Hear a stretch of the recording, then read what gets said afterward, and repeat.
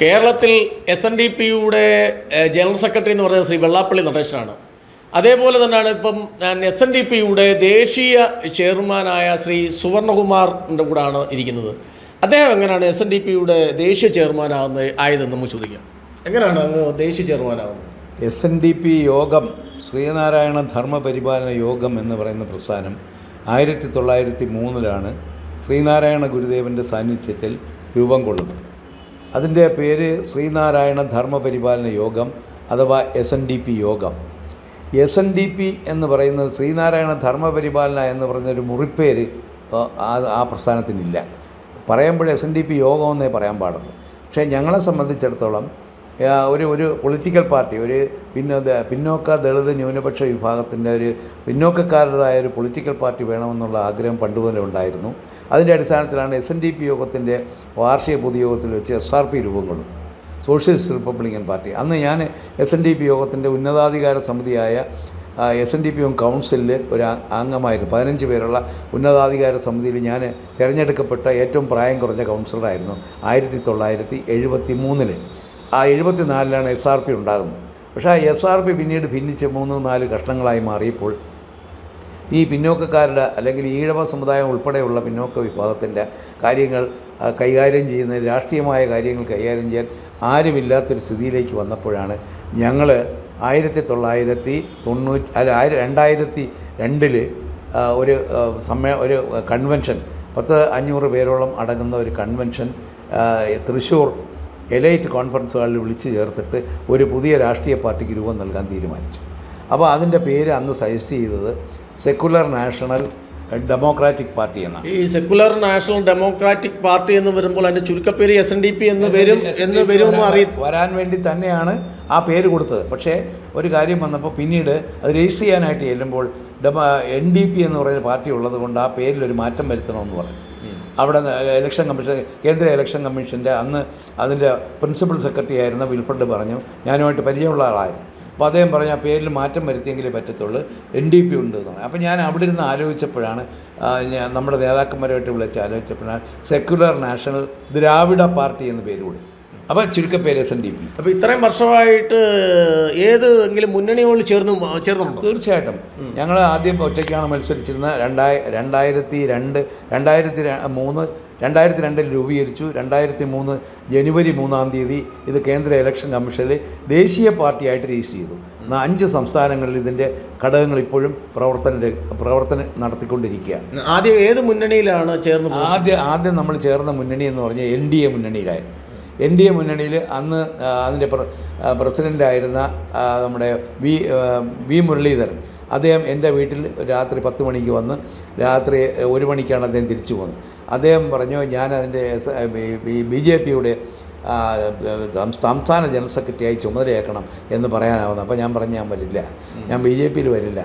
അങ്ങനെയാണ് നിങ്ങളുടെ പാർട്ടി ഞങ്ങളുടെ മുന്നണിയിൽ വരണമെന്ന് പറയും. ഞാൻ പറഞ്ഞു അത് ആലോചിക്കാമെന്ന് പറഞ്ഞു. ഞങ്ങൾ പാർട്ടിയുടെ കമ്മിറ്റി, നാഷണൽ എക്സിക്യൂട്ടീവ് കമ്മിറ്റി വിളിച്ച് ചേർത്ത് ആലോചിച്ച് ഞങ്ങൾ ആ മുന്നണി ചേരാൻ തീരുമാനിച്ചു. പിന്നെ NDA പിന്നെ എന്നാണ് പുറത്തു വന്നത്? അല്ല, NDA 2016 തെരഞ്ഞെടുപ്പിൽ ഞങ്ങൾ എല്ലാ മണ്ഡലങ്ങളിലും ഒരുമിച്ച് പ്രവർത്തിക്കാം, ഞങ്ങൾക്ക് 2 സീറ്റ് തരാമെന്ന് പറഞ്ഞ് ഞങ്ങൾ ആ സീറ്റ് നിർബന്ധമുണ്ടോ, ആ സീറ്റ് ഞങ്ങളുടെ ചില പാർട്ടികൾക്ക് വേണമെന്ന് ആവശ്യപ്പെട്ടിരിക്കുന്ന, നിർബന്ധമാണെങ്കിൽ തരാം. ഞാൻ പറഞ്ഞു വേണ്ട, നിർബന്ധമില്ല, നിങ്ങൾ എടുത്തോളൂ, ഞങ്ങൾ കൂടെ നിങ്ങളുടെ മുന്നണിയിലുണ്ട് എന്ന് പറഞ്ഞ്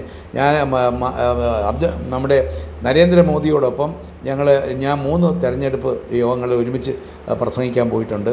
അങ്ങനെയുള്ള അടുപ്പം ഞങ്ങൾ തമ്മിലുണ്ട്. അപ്പോൾ അത് കഴിഞ്ഞതിന് ശേഷം തെരഞ്ഞെടുപ്പെല്ലാം കഴിഞ്ഞ് തെരഞ്ഞെടുപ്പിലെ വിജയത്തെക്കുറിച്ചുള്ള ചർച്ച ചെയ്യാനായിട്ടുള്ള മീറ്റിംഗ് കൂടുമ്പോഴാണ് അന്നത്തെ പിന്നോക്കക്കാരായിട്ട് നിന്നിട്ടുള്ള സ്ഥാനാർത്ഥികൾക്കെല്ലാം വോട്ട് വളരെ കുറവ്.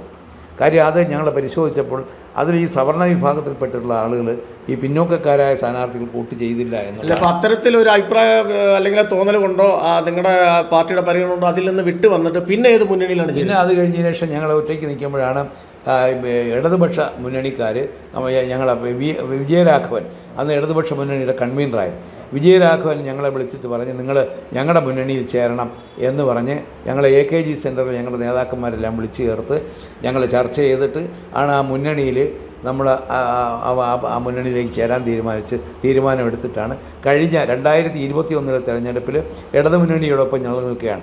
ഞങ്ങൾ ഇതുവരെ ഒരു സ്ഥാനമാനങ്ങൾ ആവശ്യപ്പെടുകയോ ഒന്നും ചെയ്തിട്ടില്ല. അവരോടൊപ്പം അവരെ തെരഞ്ഞെടുപ്പിൽ ഒരു വിജയം നേടുന്നതിന് കാര്യമായ സഹായം ഞങ്ങളുടെ SNDP എന്ന് പറയുന്ന പാർട്ടി ചെയ്തിട്ടുണ്ട്. അപ്പോൾ അതിനുശേഷം ഇപ്പം നിലവിൽ ഇപ്പോൾ ഞങ്ങൾ ആ മുന്നണി വിടാൻ തീരുമാനിച്ചു. കഴിഞ്ഞ 5 മാസത്തിന് മുമ്പ് ഞങ്ങൾ നാഷണൽ എക്സിക്യൂട്ടീവ് കൂടി, സ്റ്റേറ്റ് കമ്മിറ്റി കൂടി.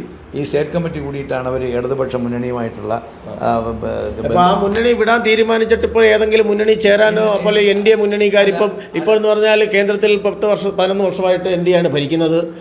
ഇപ്പോൾ പുതിയ ഒരു രാജീവ് ചന്ദ്രശേഖർജിയാണ് NDAയുടെ അല്ലെങ്കിൽ ഇപ്പോൾ BJPയുടെ പ്രസിഡന്റ്. ഇപ്പോൾ വലിയ ഇപ്പോൾ 2020 എന്ന് പറഞ്ഞൊരു പുതിയൊരു പാർട്ടി വന്നു.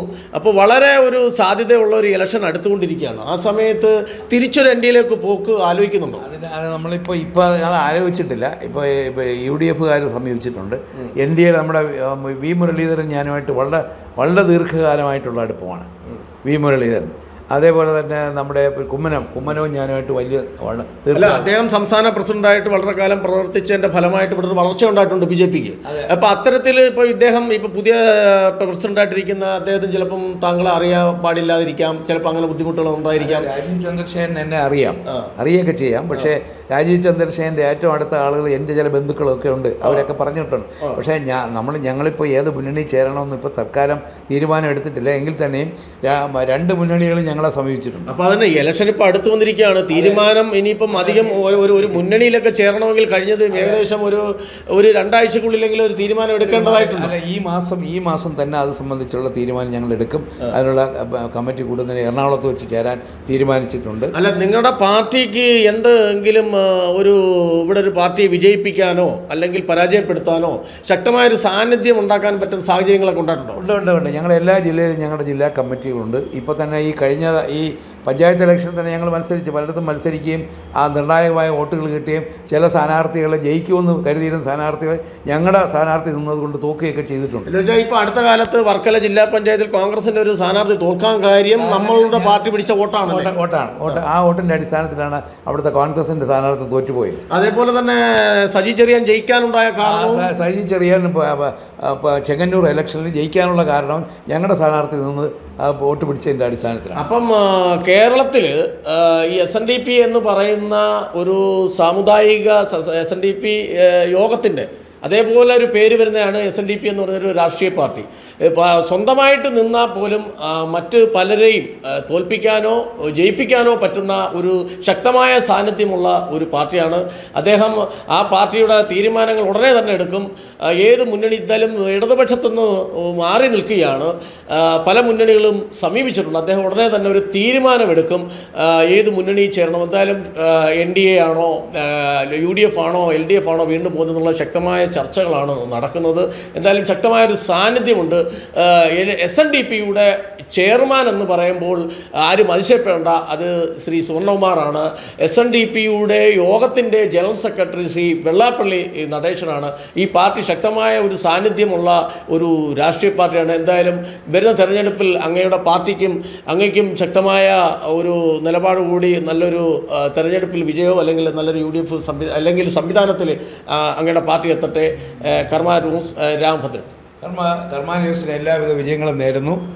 ഞാൻ കർമ്മ ന്യൂസിൻ്റെ നേതാവിന് അതിൻ്റെ പ്രധാനപ്പെട്ട ആളുമായിട്ട് ഞാനുമായിട്ട് അടുപ്പമുള്ളതാണ്. എല്ലാ വിജയങ്ങളും നേരുന്നു. Thank you.